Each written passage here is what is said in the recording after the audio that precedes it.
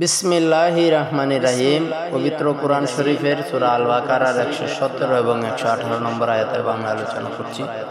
বিভিন্ন সময়ে বিভিন্ন এপিসোডগুলো কিন্তু আমরা আপনাদের সাহায্য সহযোগিতা বা ইসলামকে প্রচারের উদ্দেশ্যে করে থাকি। ভালো লাগলে অবশ্যই শেয়ার করে অন্যকে দেখা শুরু করে দিন। 117 নম্বরে লেখা আছে, তিনি আসমান সমূহ এবং জমিনের স্রষ্টা, অর্থাৎ এই পৃথিবী এবং পৃথিবীর বাইরে উপরে নিচে যা কিছু আছে সকল কিছু মহান আল্লাহ তাআলা সৃষ্টি করেছেন। মহান আল্লাহ তাআলা আসমান জমিনের স্রষ্টা। আর যখন তিনি কোনো বিষয়ে সিদ্ধান্ত নেন তখন কেবল বলেন হও, ফলে তা হয়ে যায়।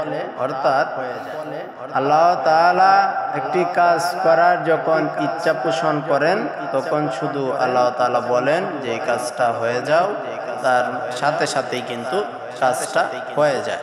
সেজন্যই মহান আল্লাহ তাআলা ইলমে গায়েব প্রতিটা ব্যক্তির মাঝে, প্রতিটা প্রাণী, উদ্ভিদ, পৃথিবীর সকল জীবিত মৃত মানুষকে আল্লাহ তাআলা সৃষ্টি যেভাবে করেছেন ঠিক তেমনি মৃত্যু দিয়েছেন এবং হাসরের দিন সবাই কিন্তু একত্রিত হবে।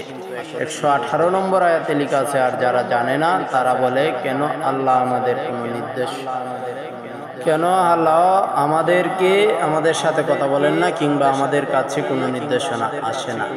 অর্থাৎ অনেক মানুষ আছে তারা কি করে, তারা মনে করে যে আল্লাহ তাআলা আমাদেরকে কেন কোনো কিছু বলে না বা আমাদেরকে কেন কোনো নির্দেশনা দেয় না। এভাবে যারা তাদের পূর্বে তারাও এরকম কথা ছিল, মানে এখন যারা এই কথাগুলো বলছে পূর্বেও এদের মতো কোন ব্যক্তিরা ছিল, তারাও এই কথাই বলতো। তাদের অন্তর সমূহ একই রকম হয়ে গেছে, মানে ওই মানুষের মতোই এখনের মানুষগুলো এরকম হয়ে গেছে।